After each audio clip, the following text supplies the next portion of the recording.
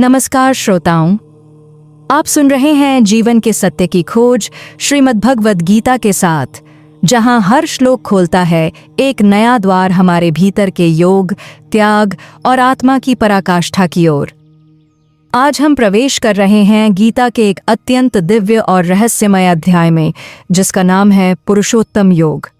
यह वह अध्याय है जहां श्री कृष्ण संसार के उस अदृश्य वृक्ष की बात करते हैं जिसकी जड़ें ऊपर की तरफ हैं और शाखाएं नीचे।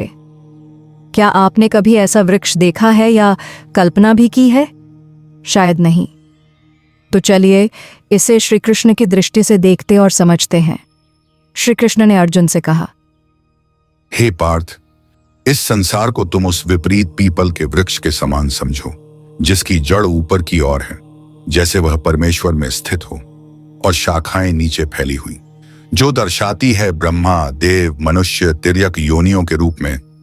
वेद इस वृक्ष के पत्ते हैं और यह वृक्ष 3 गुणों रूपी जल से निरंतर सींचा जा रहा है। इसकी कोंपलें विषय भोग हैं। एक ऐसा वृक्ष जो देखने में बड़ा सुंदर और मनोहर लगता है, पर इसकी जड़ें अहंकार, ममता और वासना की गहराई तक धसी हैं। जैसे यह वृक्ष ऊपर तो स्वर्ग लोक तक और नीचे अधोलोक तक फैला हो। श्री कृष्ण ने पुनः कहा, पर अर्जुन, इस वृक्ष को देख पाना आसान नहीं है। न इसका आदि दिखाई देता है और न अंत, और न ही इसकी वास्तविक स्थिति। इसलिए इस संसार रूपी वृक्ष को केवल वैराग्य रूपी शस्त्र से काटा जा सकता है।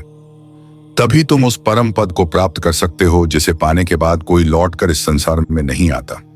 यह कोई साधारण वृक्ष नहीं है। यह हमारे जीवन का प्रतीक है, जो हमें मोह, वासना, इच्छाओं और अहंकार में उलझाए रखता है। इसलिए श्री कृष्ण हमें समझा रहे हैं, इस वृक्ष को केवल वैराग्य से काटकर हम उसके मूल में अर्थात परब्रह्म में जा सकते हैं। श्री कृष्ण ने प्रेम और करुणा भरे शब्दों में अर्जुन से कहा, हे अर्जुन, जिस परमेश्वर से इस वृक्ष का विस्तार हुआ वह मैं ही हूं। और अर्जुन, वे ज्ञानी पुरुष जो मोह और अहंकार से मुक्त हैं, जिनकी कामनाएं शांत हो गई हैं, जो परमात्मा में स्थित हैं, वे ही उस अविनाशी परम पद को प्राप्त करते हैं। वह परम पद जहां न सूर्य की रोशनी पहुंच सकती है, न चंद्रमा की शीतलता और न ही अग्नि की ज्वाला, फिर भी प्रकाशित है। क्यों?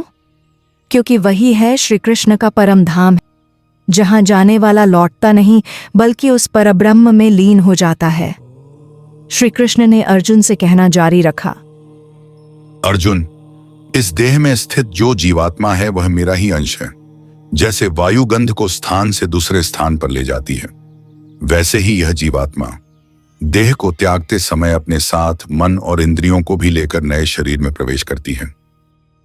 मृत्यु केवल कपड़े बदलने जैसा है, क्योंकि श्री कृष्ण यही तो कह रहे हैं कि आत्मा अपने मन और इंद्रियों को साथ लेकर दूसरे शरीर में प्रवेश करती है।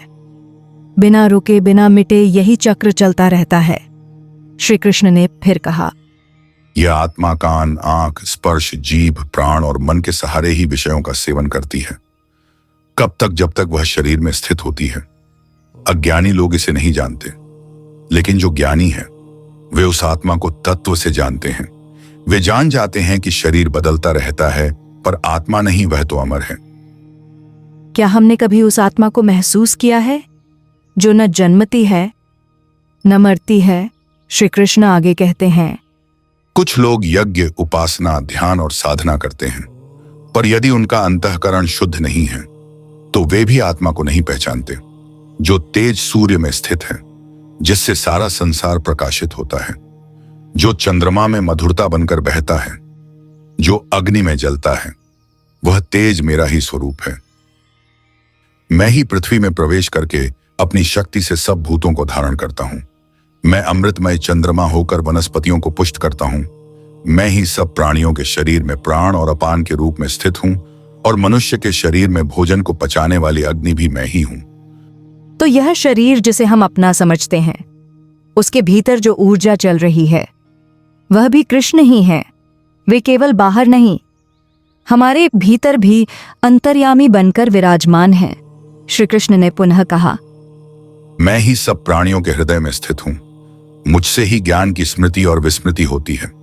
सब वेदों का उद्देश्य मैं हूं। वेदांत का कर्ता और जानने वाला भी मैं ही हूं। इस संसार में दो प्रकार के पुरुष हैं, एक क्षर पुरुष यानी नाशवान शरीर वाला और दूसरा अक्षर पुरुष यानी अविनाशी आत्मा वाला। परंतु इन दोनों से भी उत्तम वह तीसरा पुरुष जो सबका आधार है, तीनों लोकों में व्याप्त है और सबका धारण पोषण करता है। उसे ही पुरुषोत्तम कहा गया है और वो मैं ही हूं। जो ज्ञानी पुरुष मुझको पुरुषोत्तम रूप में जानते हैं वे सर्वज्ञ होते हैं और वे मुझ वासुदेव की ही निरंतर भक्ति करते हैं। हे अर्जुन, यह अति गोपनीय शास्त्र जो मैंने तुझसे कहा है, जो मनुष्य इसे तत्व से जान लेता है वह ज्ञानवान और कृतार्थ हो जाता है। श्रोताओं, यह था पुरुषोत्तम योग, जहां श्री कृष्ण ने हमें न केवल आत्मा और शरीर का ज्ञान दिया बल्कि हमें उस तीसरे स्वरूप से मिलवाया जिसे जानकर जीवन सफल हो जाता है। अब यह हम पर है कि हम क्या केवल क्षर हैं या अक्षर या उस पुरुषोत्तम को पहचानना चाहते हैं जो इन दोनों से भी परे है। मिलते हैं अगले एपिसोड में, तब तक के लिए जय श्री कृष्ण।